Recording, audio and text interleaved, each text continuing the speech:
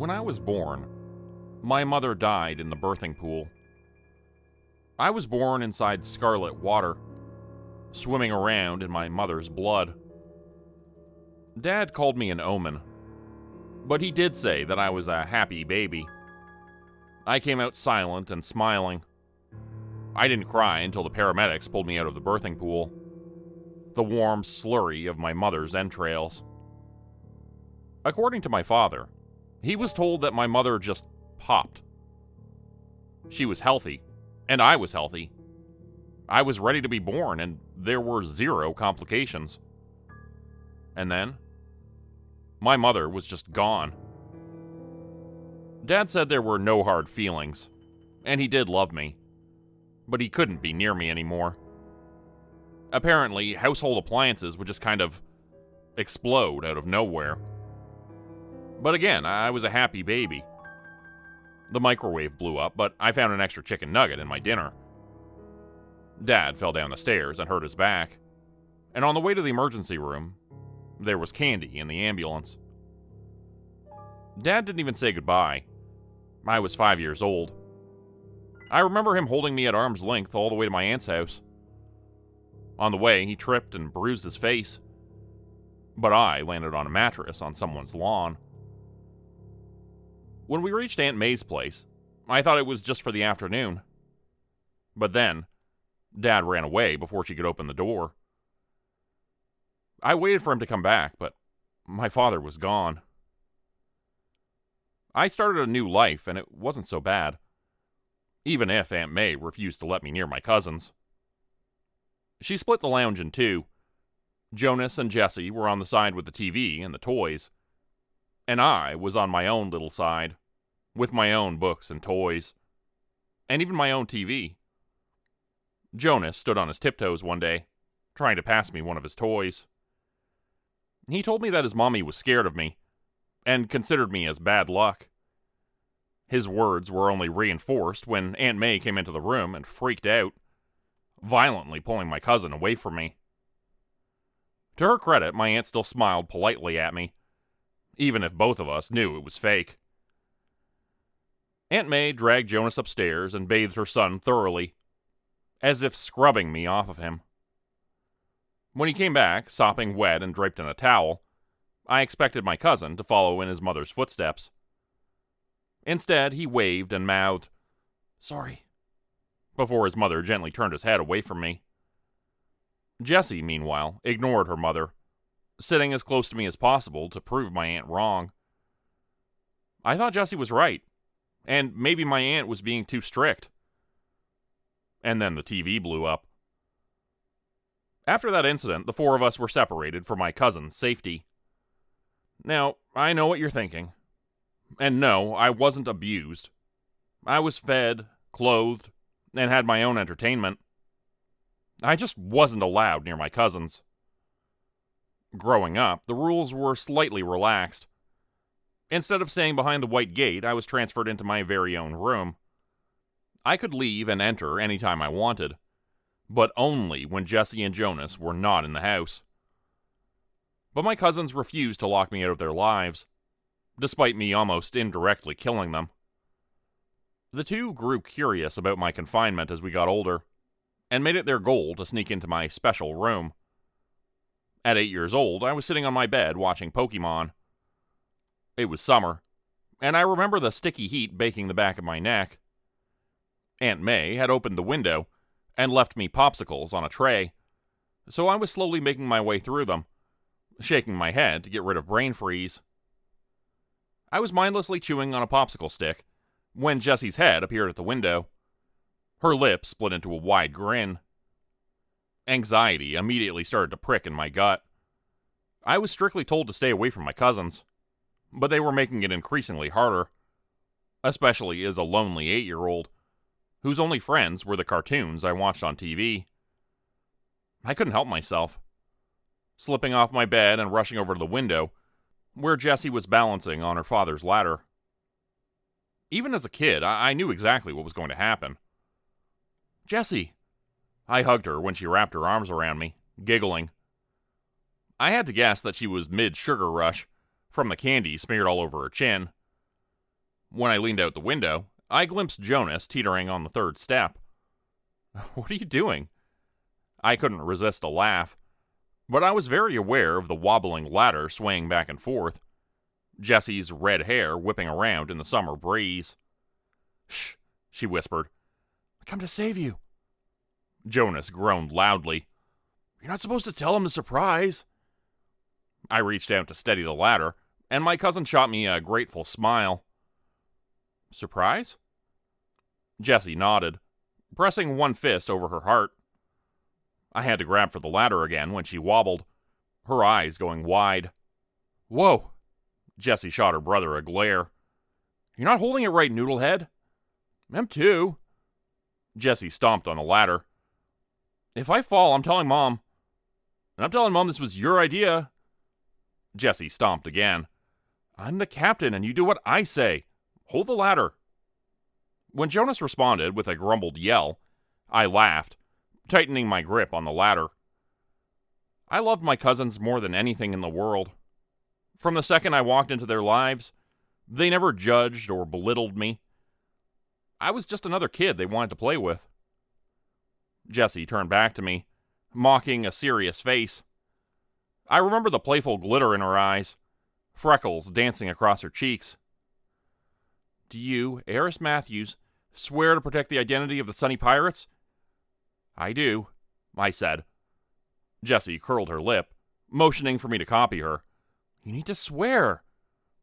"I swear," I said, punching my heart with real passion, just like I saw on my favorite show. "I swear to protect the identity of the Sunny Pirates." "I do too," Jonas yelled from below us.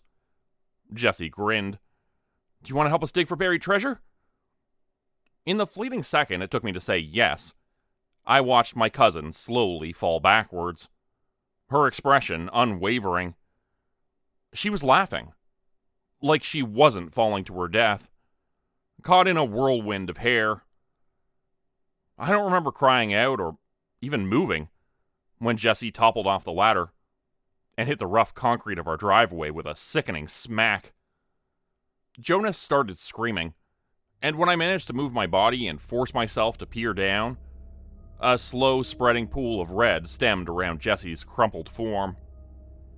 When I twisted around, I glimpsed a quarter at my feet. I didn't move again for a long time, standing in the same spot, my legs aching as I watched a blur of flashing red and blue lights take my cousin away. If I moved, something bad was going to happen. So I didn't move. I stayed rooted to the spot until around midnight, when the door slammed shut downstairs, and my light flickered off. I could hear my aunt screaming, and I blocked her out, burying my head in my knees and slamming my hands over my ears. I was half asleep when my door flew open. I was expecting my aunt, but it was Jonas. I could barely see him, his face cast in shadow. He was in front of me in 3 strides, and I remember being terrified of the hollow look in his eyes, his attempt at a wide smile. "Jessie's okay," Jonas said softly, startling me by pulling me into a hug. "See?" He broke into sobs, his tears soaking through my shirt. "You're not bad luck." He squeezed me tighter, and I felt myself crumple. "You brought Jessie back." But even as I hugged my cousin, the lights flickered. I looked up, watching as the glass fixture swung violently, and yet there was no wind, not even a summer breeze to nudge it. I was suddenly far too aware of the ornate chain creaking with every swing, my gut twisting into knots. These things had always scared me. Aunt May's house was an antique collector's wet dream, but these things were ancient.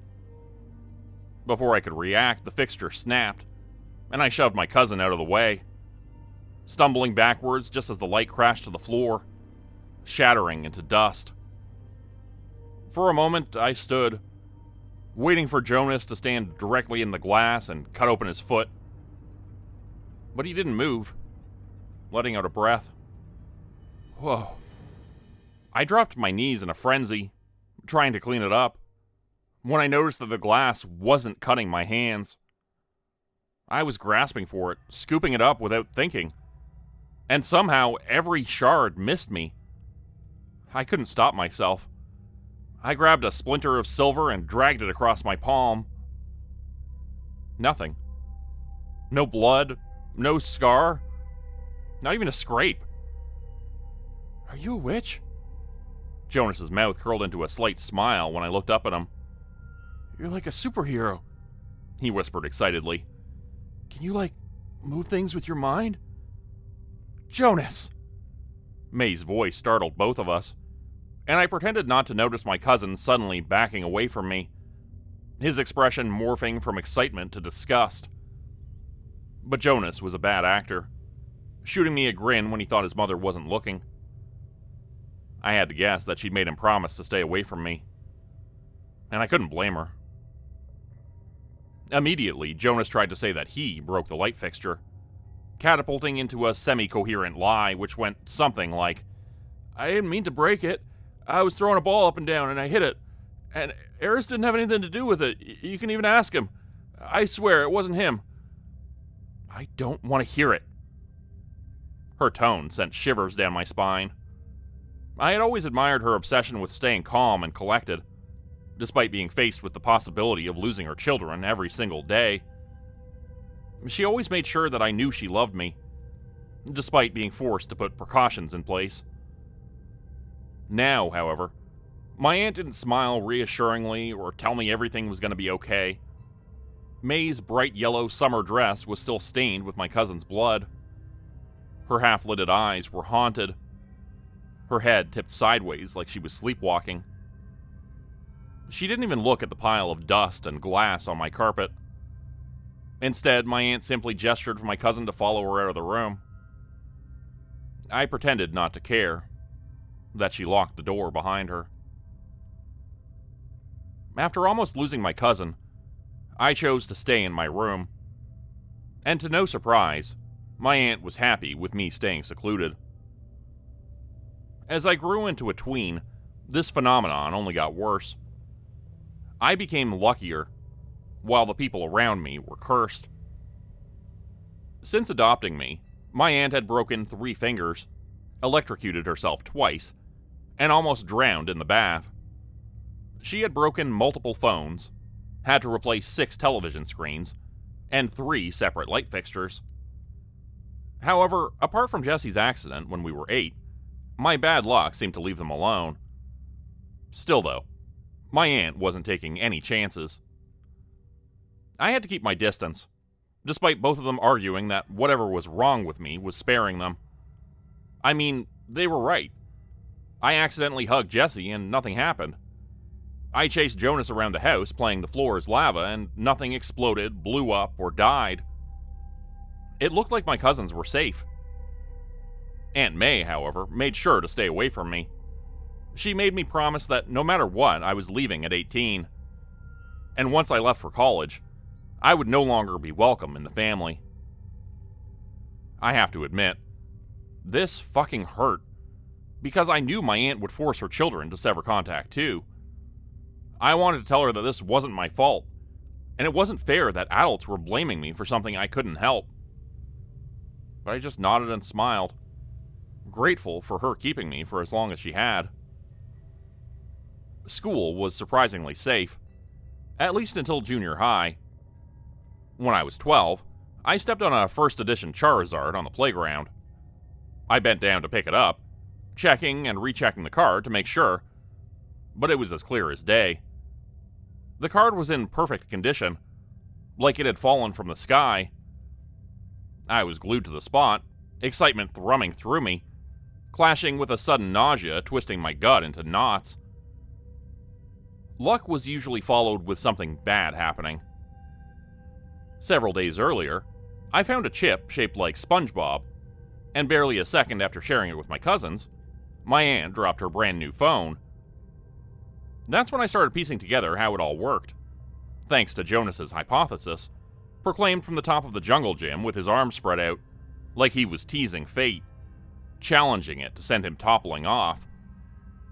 He was standing way too close to the edge for it to feel like a coincidence. Jonas pointed at me.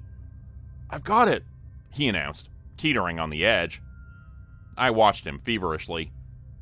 Jessie was sitting next to me, hiding behind her notebook.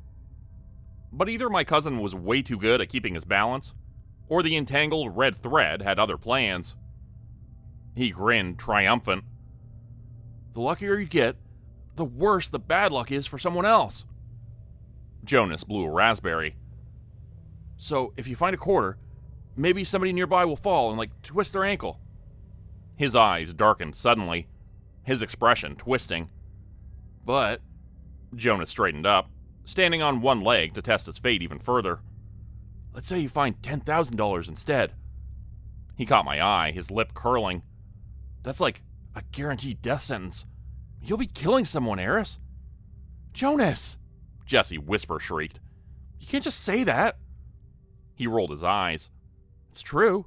Mom's been saying it since we were little kids." Jonas's words rattled in my skull, the card slipping through my clammy fingers. I stepped on it, stamping it into the ground in hopes of somehow burying the luck of finding it. But I couldn't erase the fact that I had found it. I was trying to tear it up, hysterical sobs building in my throat, when a scream rang out across the playground. I didn't move. I was too fucking scared to move, to breathe, to turn around. Behind me, Zoe Westenra had been practicing a cheer routine with 3 other girls. She was their flyer. When a cacophony of screams followed the first girl's shriek, I forced myself to turn around. Zoe Westenra was on the ground, her neck bent at a jarring angle, her eyes wide open, like she was still caught in a cheer. According to the authorities, Zoe had snapped her spine. But I knew the truth. I had killed her. I shouldn't have been near her. And yet I was, playing with a fucking Pokemon card. I wanted to drop out, but my aunt refused to trust me at home during the day. At 15 years old, I scored a perfect 100 on an essay I barely paid attention to. My teacher, Mr. Locke, was skeptical after handing me my paper. "Congratulations, Mr. Matthews," he said, passing by my desk, his voice oozing with sarcasm. "I'll be checking your work for plagiarism, because there is no way you scored perfect marks without even reading the book." He emphasized each word, prodding my unopened copy of The Crucible with a pointed finger. "You kids must think I was born yesterday."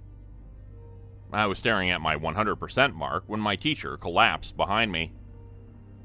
He suffered a stroke that rendered him brain dead. It hit me that I was indirectly hurting people, and I couldn't stop it. At 16, I was awarded early admission to a college that accepted me without explanation. When I got home, a gunman was holding my aunt and cousin hostage around our dinner table. He wanted cash, and my aunt was calmly leading him to her purse. I made the mistake of stepping over the threshold, and Aunt May's brains splattered on the table, the crack of the gunshot ringing in my skull. Jonas screamed, his cry muffled by a strip of duct tape over his mouth.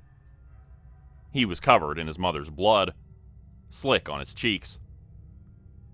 The gunman grabbed my aunt's purse, stuck his revolver to the back of Jonas's head, and blew his brains out. Except no, it was a blank. The gunman tried again, pressing the barrel to my cousin's temple, and pulled the trigger. Nothing. Click after click after click. Blank after blank after blank. Jonas surprised me, a hysterical giggle muffling through his gag. "Do it again," he teased, spitting the tape off his mouth. My cousin leaned forward as far as his restraints would let him.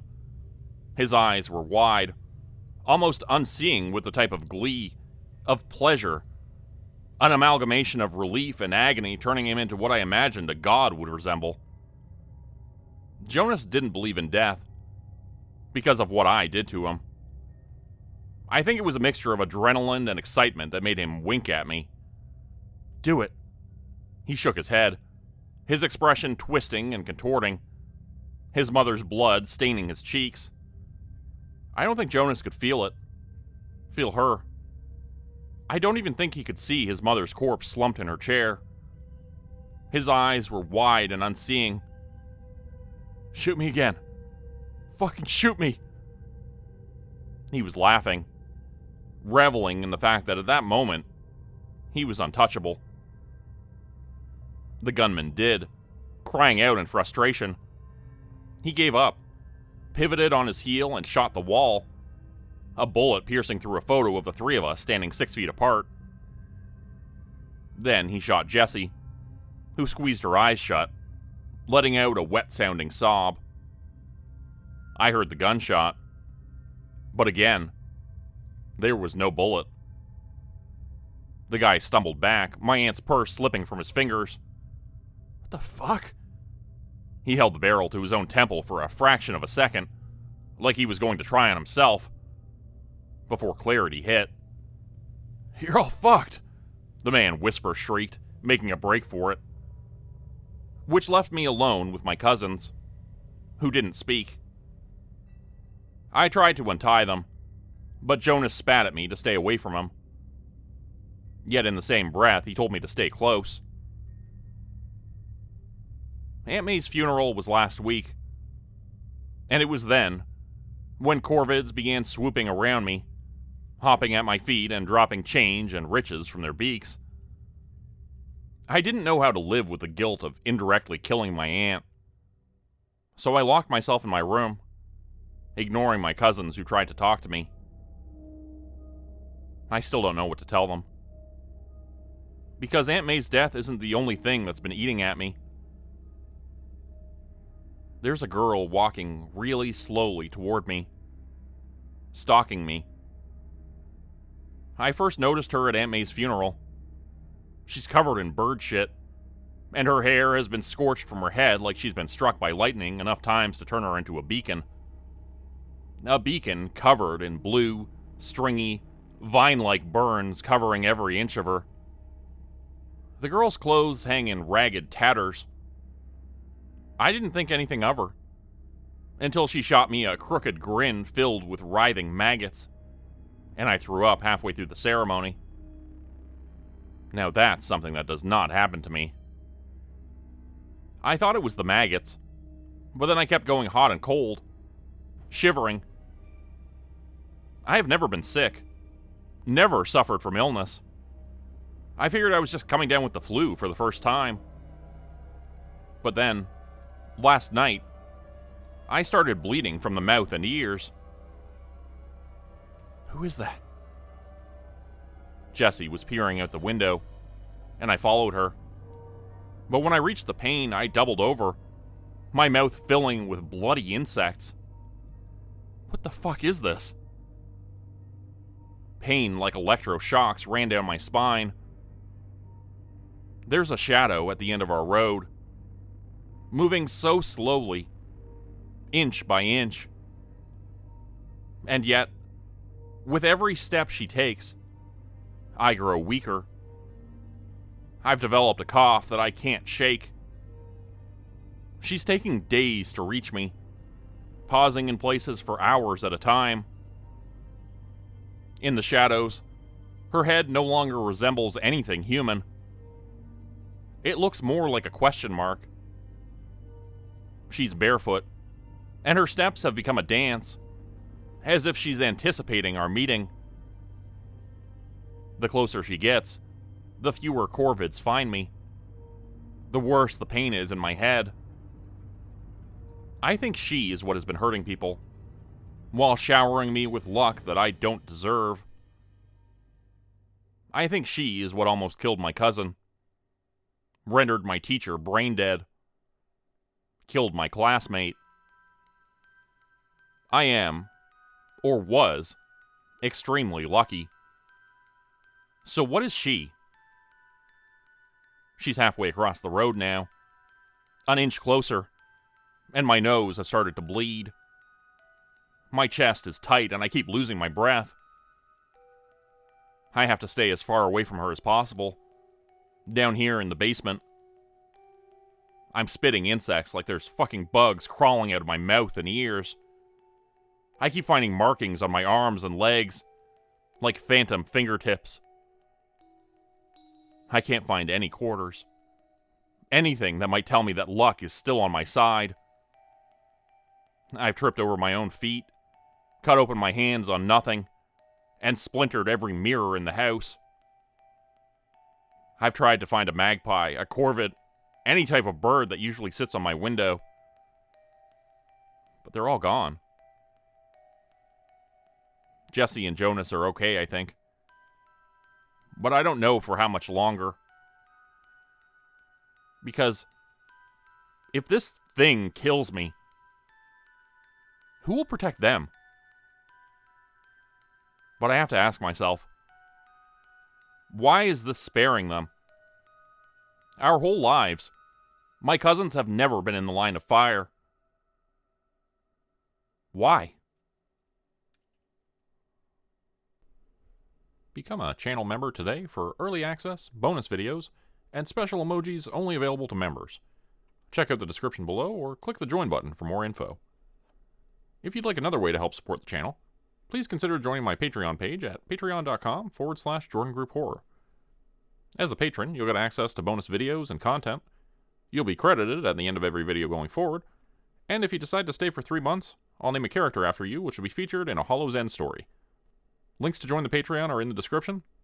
Thanks everyone for listening. Please like, subscribe, and comment to help the channel continue to grow. And see you again next time at 4 p.m. Eastern Standard Time. Hope you have a great night.